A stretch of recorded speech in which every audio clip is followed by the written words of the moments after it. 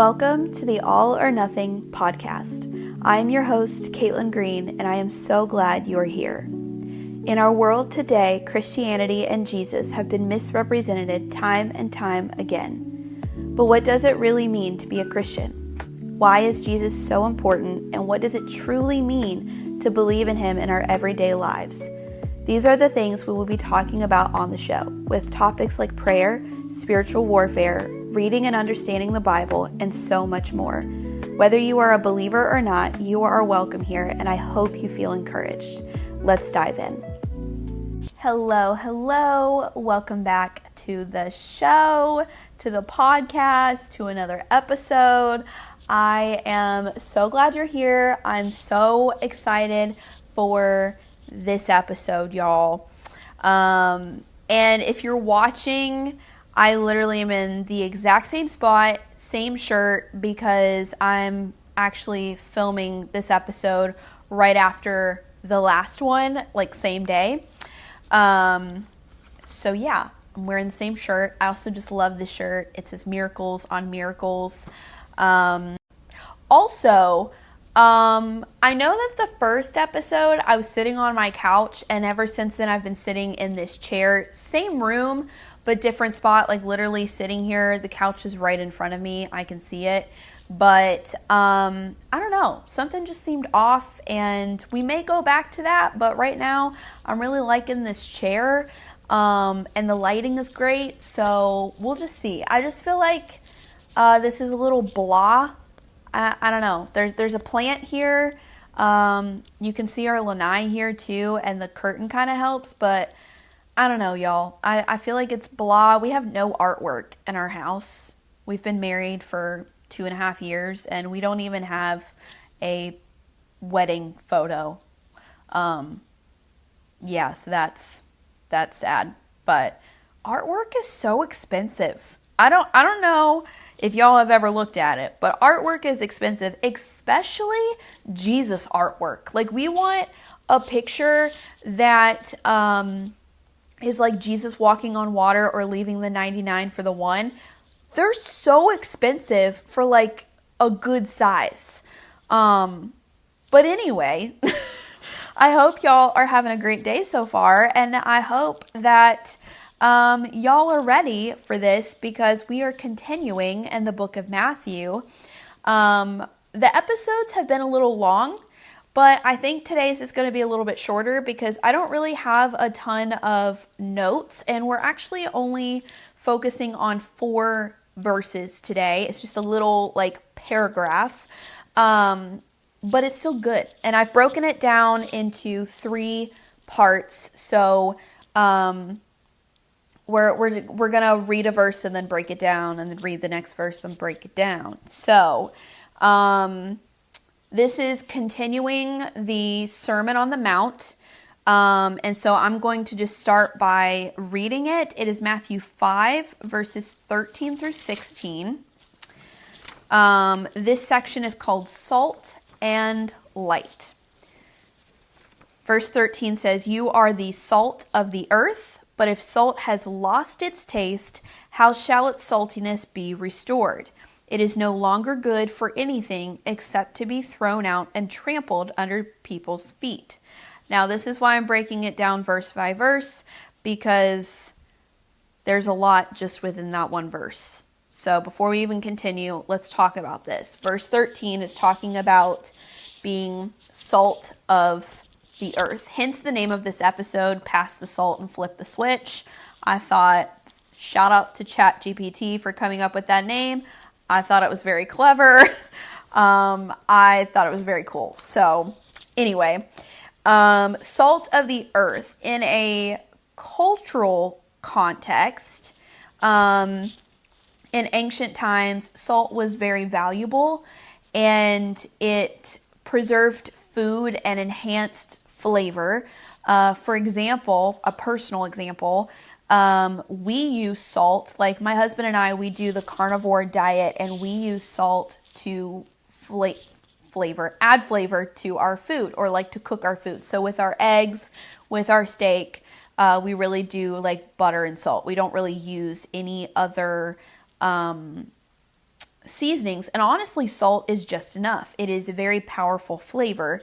And so it preserves the food, it enhances the flavor. It's great, right? So keep that in mind. Salt on, I don't know, steak, eggs, whatever.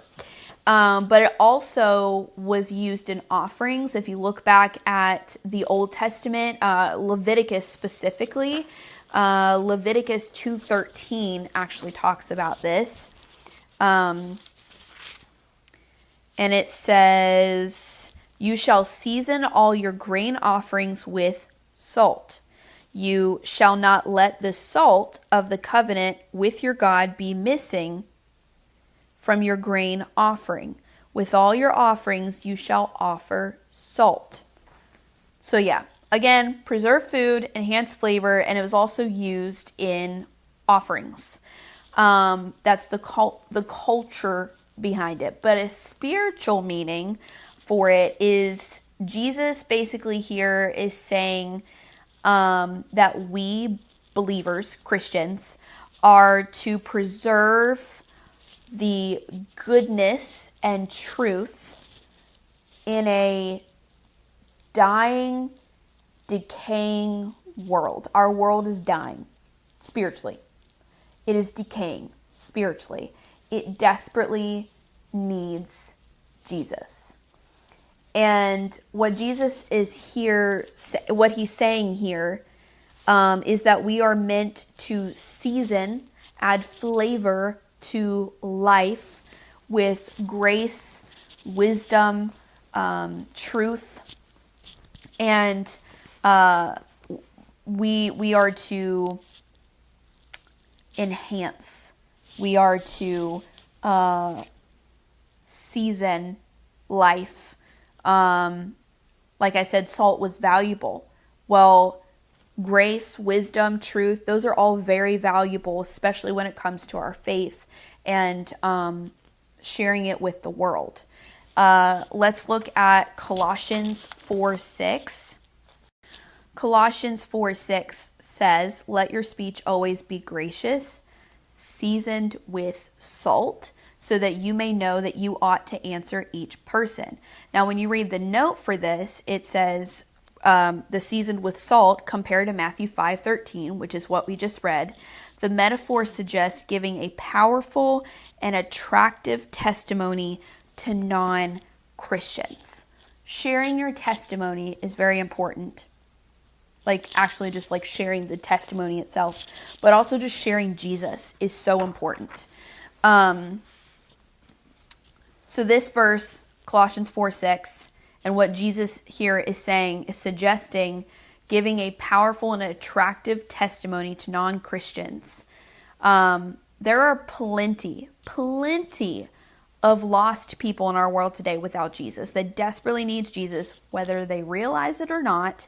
And they need him just as much as we do. We need Jesus. We desperately need Jesus. Everybody needs Jesus. But because we have Jesus, because we are a believer, we need to be good examples. We need to show the goodness, the love, the mercy, the wisdom, the truth, the grace rather than the evil. I mentioned this in the last episode that we are holy, we are to be set apart, we're to be different, to be in the world but not of the world. And we are to actually represent Christ. I think this was when I was sharing about persecution, that we're going to be persecuted, but rejoice and be glad in it. And if we're not being persecuted, there's a problem, because are we really doing what it's saying here, being the salt of the world? Are we really furthering the kingdom of God? Are we really sharing Jesus with people? Are we? If we're not being persecuted, if we're not standing out, if we're not being different, are we really doing what Jesus is telling us to do? Because literally Jesus stood out. We're supposed to stand out. Now, the second part of that verse talks about if the salt loses its saltiness. So it says, "You are the salt of the earth, but if salt has lost its taste, how shall its saltiness be restored? it is no longer good for anything except to be thrown out and trampled under people's feet. And I literally have like lukewarm in all caps and like lost flavor ? Because if salt loses its saltiness, it's not salt anymore. It's not salty. Take the steak and eggs, for example. If we add salt when we're cooking it, when we're making the steak, and it lost its saltiness, like the salt just stopped being salty, which is impossible, but let's just say it did, then it's not going to add any flavor to the steak. It's not going to add anything. The steak is just going to taste like steak, and it's not going to be any different. But in this sense, in our faith, in a spiritual sense, this is dangerous. Like if we are not being, well, I don't want to say being salty, but if we are not being the salt of the world and we lose our saltiness, if we become lukewarm, if we lose our flavor, which is literally Jesus, it's a danger. And this part of the verse, it's pointing to the danger of believers losing their distinctiveness, their effectiveness, their compromising. Like I said, salt can't stop being salt. It like, I don't know about you, but I've never tasted salt and been like, something's off. Like that's not salty or whatever. Like salt is salt. It doesn't change. And it can't, well, okay, it can be contaminated, but it can't stop being salt. Salt is still salt. And so here, Jesus is giving us a warning against dullness, spiritually dullness, and compromising morally. If salt just stopped being salty, then our steak is not like it's dull. Like there's no flavor, there's no goodness to it.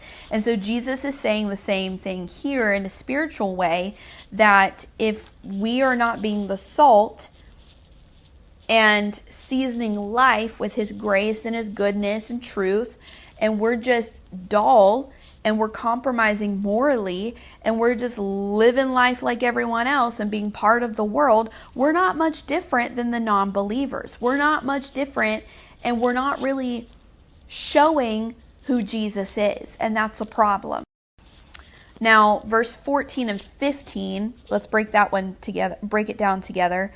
14 says, "You are the light of the world. A city set on a hill cannot be hidden, nor do people light a lamp and put it under a basket, but on a stand, and it gives light to all in the house." I don't know about you, but when I first read this, I think of the song from church, from kids ministry, of "This little light of mine, I'm going to let it shine." And then the "hide it under a bushel, no, I'm going to let it shine." So if we need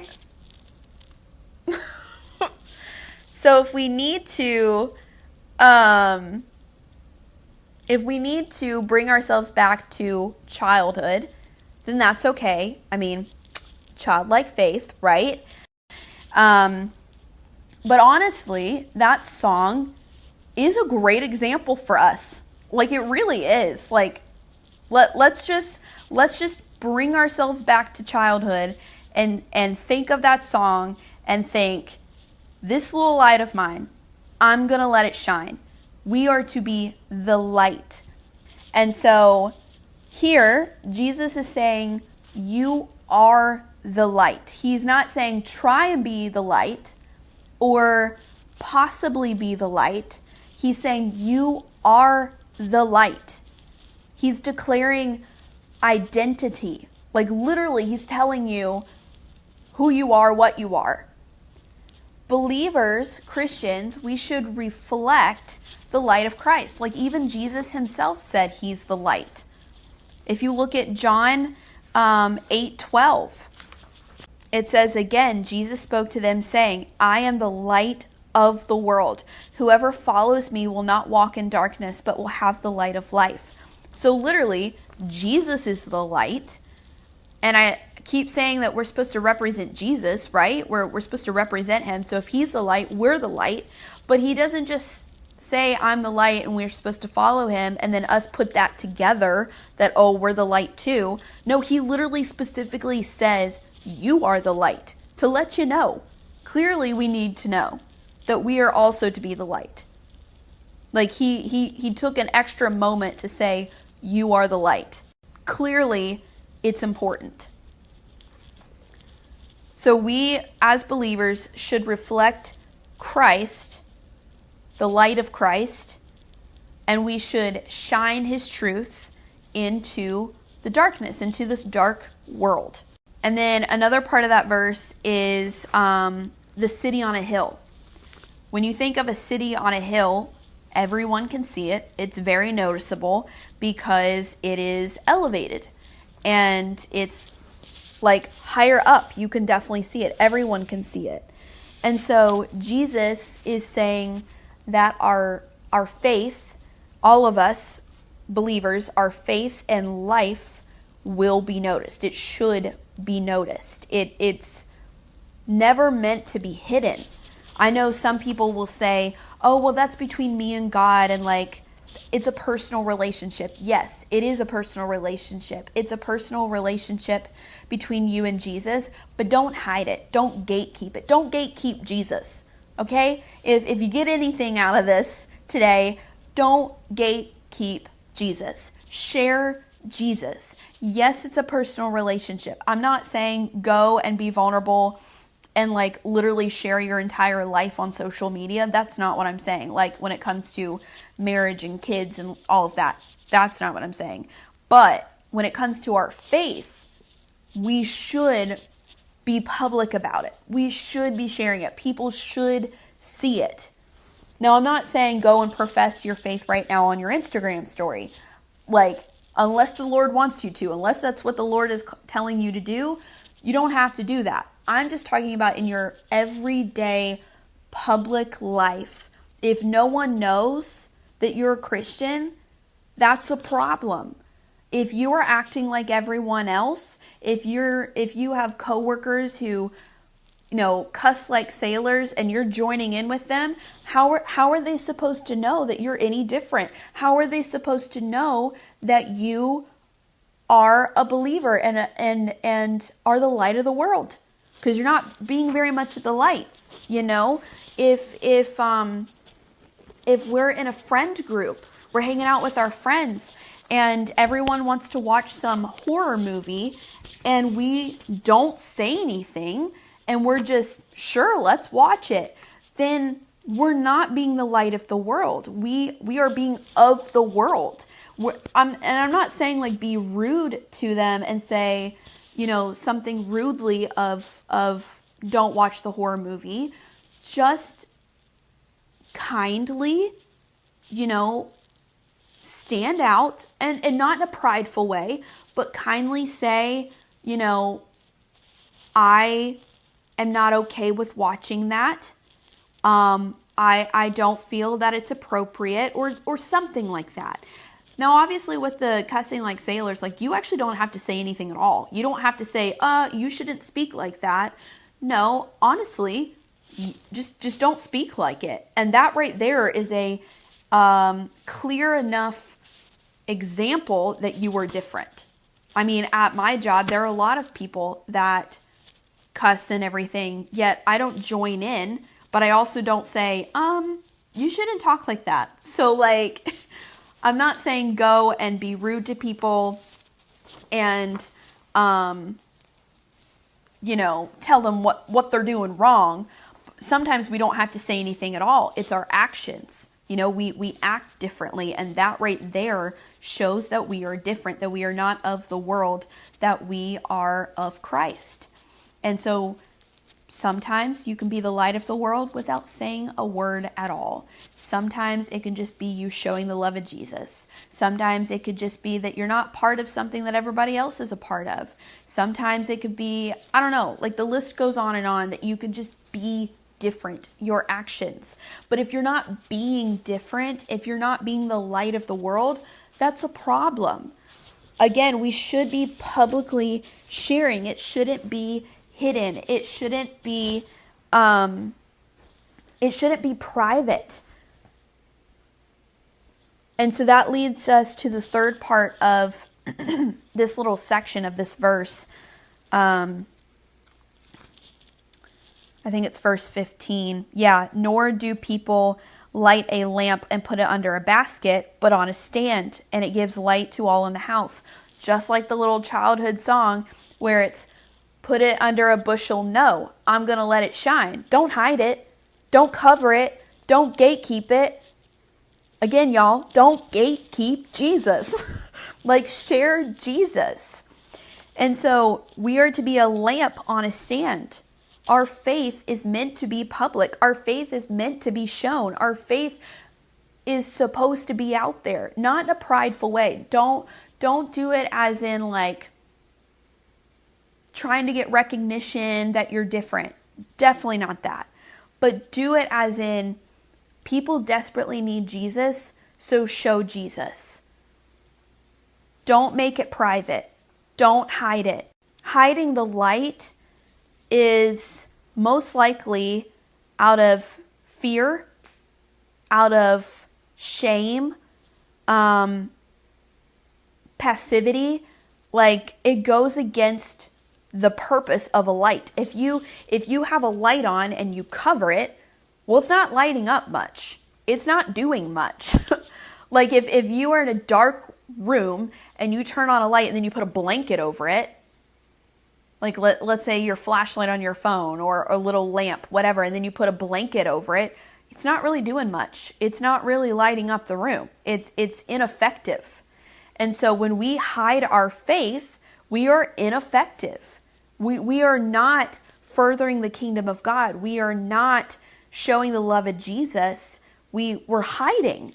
And that's why I love songs and things that say, don't be ashamed of the gospel, because don't be ashamed. Don't be afraid. Don't be afraid to share your faith. Don't be afraid to get out there. Be bold. Be courageous. And if you think, oh, well, I do have fear about sharing my faith, I don't know how to do that, ask the Lord to help you.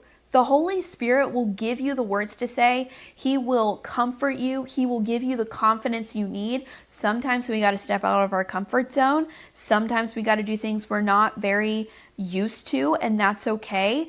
But He's with us and He will help us, because He literally wants every single one of us to do this. He's not going to say, if you say, Lord, help me to have the confidence to share the gospel and to be a light for you, He's not going to be like, no, that wasn't for you. That's for other believers. Like, He's not going to do that. In fact, He's going to say, oh yeah, like, let me help you. I got you. I'm right here with you. We've got this. Let's do it together, because I want people to know me. I want people to know the light of the world, and I'm going to use you to do it.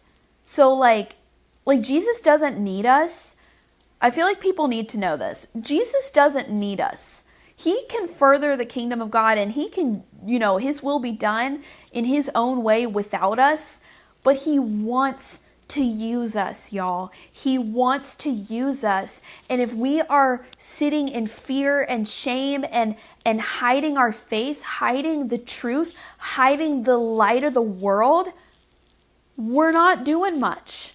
He can't use us if we're hiding. He can't use us if we are sitting in fear and afraid to share and just saying, oh, this is between me and God. This is between me and Jesus, and I'm just going to keep it in my prayer closet.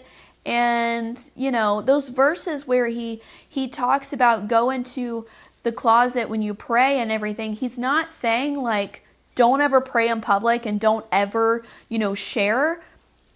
He's just saying be careful of your intentions and don't do it in a prideful way. Don't do it in a showy way.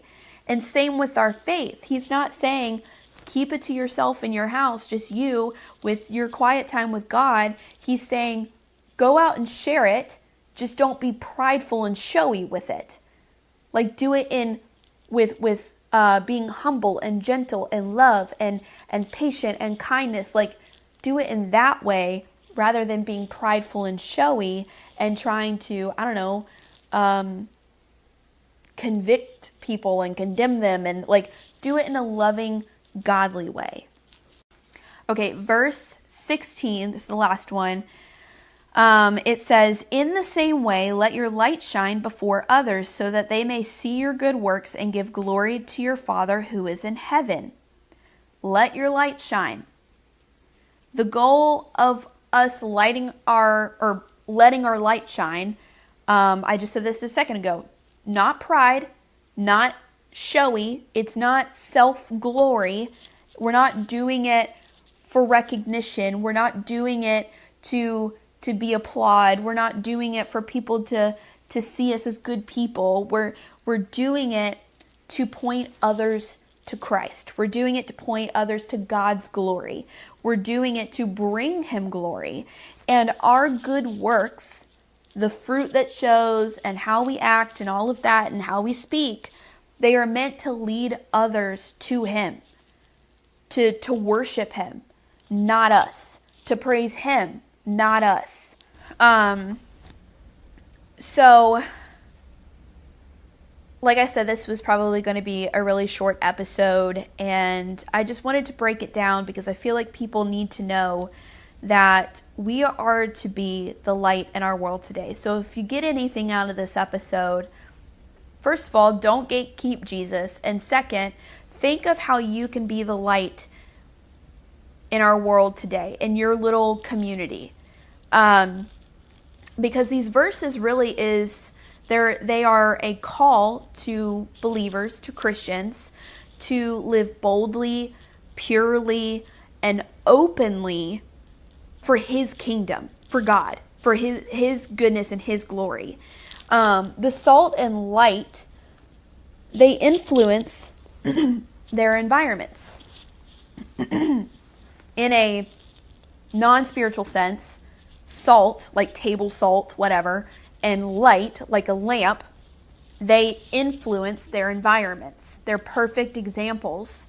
And I think that's why God chose salt and light as to tell us how to live, because he knew that those influence their environments, and he wants us to influence our environment for Jesus, for him. They don't blend in. And so that brings us back to the call to be holy, to be set apart, to be different, to not blend in a way that draws people to God, closer to God, a more intimate relationship with God, the goodness of God, and for him to get the glory.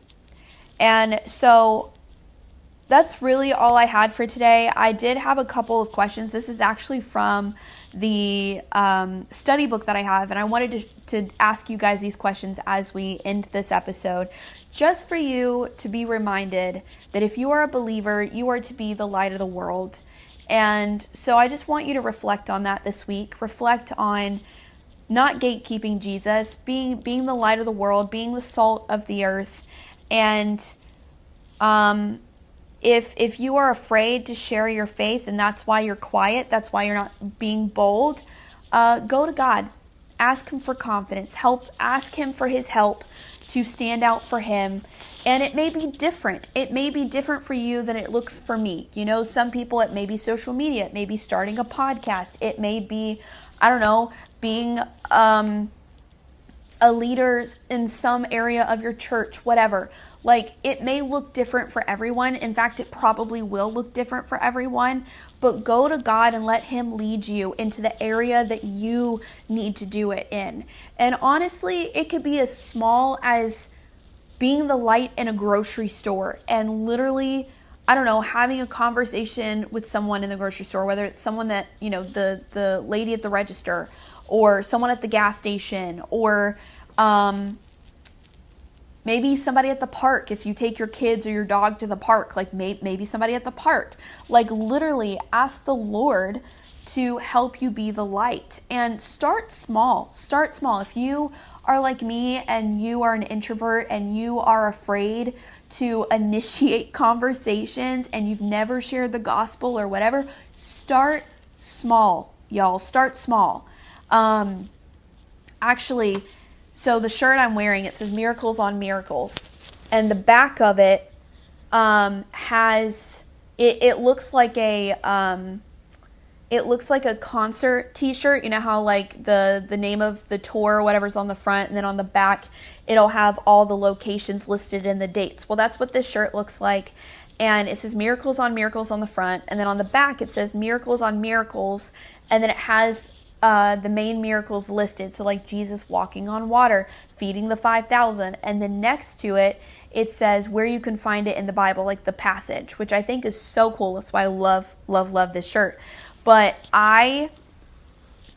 when the Lord was like, you need to be the light, you need to stop being lukewarm, you need to show people Jesus in your everyday life. And I got rid of all of my Rock Band t-shirts. I had so many, and I got rid of them, and I replaced them with t-shirts that have Bible verses or, Jesus related t-shirts. And literally when this shirt came in, I wore it to church, because I bought these shirts because I'm an introvert and I didn't want to start a conversation, or I don't know how. And so I wanted to have shirts that clearly state Jesus. And I thought, well, okay, if I have this shirt and people read the verse or read what it says, maybe they'll come to me. Maybe they will initiate the conversation. Maybe they will be the extrovert, right? And so I bought these shirts and I wore this one to church the day that it came in, and I thought, okay, well, like, we're going to church. We're literally going to where other believers are. I don't think anybody's going to say anything. I don't think anything's going to happen, but I'm going to wear it because I was excited to have the shirt. And so church is over. I'm out in like the main area of our church waiting for my husband. And this lady, I've never met her before, she walks up to me and she says, "I like your shirt." And I said, "Thank you." And she's like, "I bet you get a lot of people coming up to you to talk about your shirt, about miracles and stuff." And I was like, "Actually, this is a brand new shirt. I just got it today, so no, I haven't had anybody come up to me. You're the first." And so she started talking to me about miracles, started talking to me about revivals that are going on and everything. And then she mentioned her daughter and her son-in-law, how they recently got married and everything. And she mentioned, I don't remember how it got to this, but she mentioned that her son-in-law, she's like, "I don't really know if he's a Christian. He doesn't really go to church." And then at this point, her husband actually came up behind her. And so I just real quickly asked her, what's your son-in-law's name? And so she told me, and I said, I will be praying for him. And then she walked away. And I told my husband that story right afterwards, because I was like, look at God. Like, I literally bought this shirt so someone would come up to me, because I'm an introvert and I don't want to start a conversation. But then I also thought, no one's going to come up to me. It's church. Like, who's going to say anything about my shirt? Who's going to have anything to say? And then literally a lady that I've never met before came up to me, and now I have this guy to pray about that may not be going to church, whatever. Also, by the way, we never said our names. I've never seen this lady since then. This was like 2 months ago. I've never seen her at church since then. I don't even know her name. She doesn't know my name. Yet, we had a conversation about the shirt, about revival, and then she also just felt like sharing with me about her son-in-law who may not be a believer and doesn't go to church. And I just thought, wow, God, like, look at you.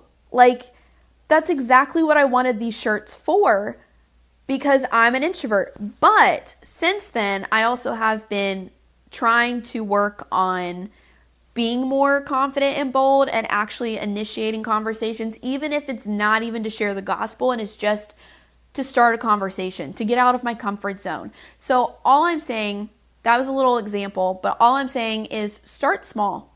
Buy a Jesus t-shirt. I don't know. Buy a Jesus t-shirt. Buy a hat. Buy a bumper sticker. I don't know. Do something that's small. Start small. If you are afraid to literally share the gospel with someone, start small. Literally, you can ask the person at the register if there's anything that you can pray for.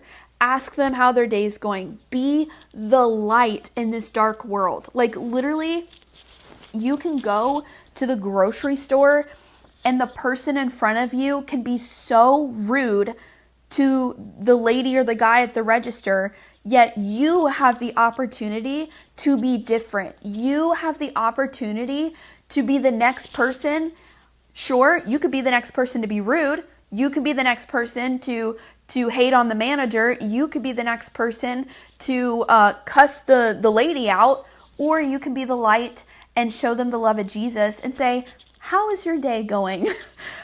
Is there anything I could be praying for? Like literally, y'all, it's so simple. I'm not saying go and start a podcast or start a YouTube channel and start sharing about Jesus. Or I'm not saying go to somebody in the grocery store or whatever and be like, do you know Jesus? Are you saved? Like, I'm not saying that. If you feel led to do that, go do it. Like, that's awesome. I think that would be amazing. But if you're not comfortable with that, start small. Just start somewhere. And so, with all of that, I'm just saying today, I hope this encourages you to step out of your comfort zone and be a light for Christ.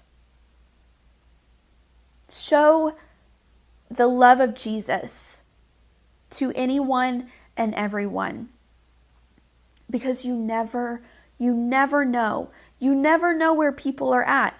That lady at the register in I don't know, Publix, Walmart, whatever, you literally just smiling and saying Jesus loves you could literally make her day. Maybe she's never even heard about Jesus, and then she'll ask, who's Jesus? Or maybe, I don't know, you have a shirt that says John 3:16 or another Bible verse, and the person asks, what is that? What is that verse? And you can elaborate. You can share. Like, literally, it's so simple and so small, and Jesus is calling all believers to be this way. He's calling all of us to not gatekeep him, to not keep it private, but to be public. And so I hope that encourages you.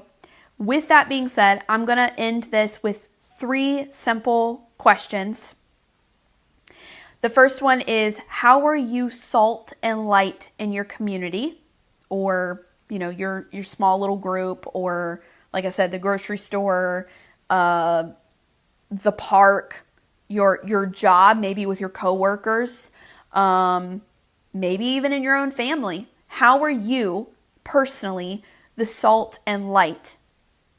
2, this is more of like a thinking thing. This really isn't a question, but think of areas in which your salt has lost its saltiness, has lost its flavor, has lost its goodness.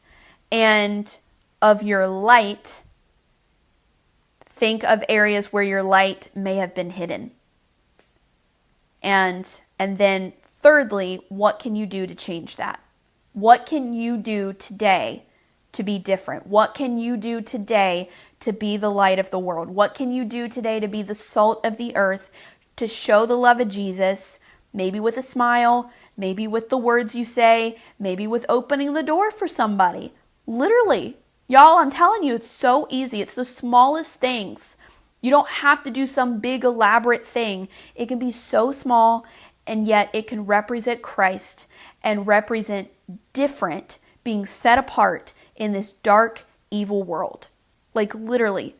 So today and this week, just think, how can you show Jesus? How can you be different?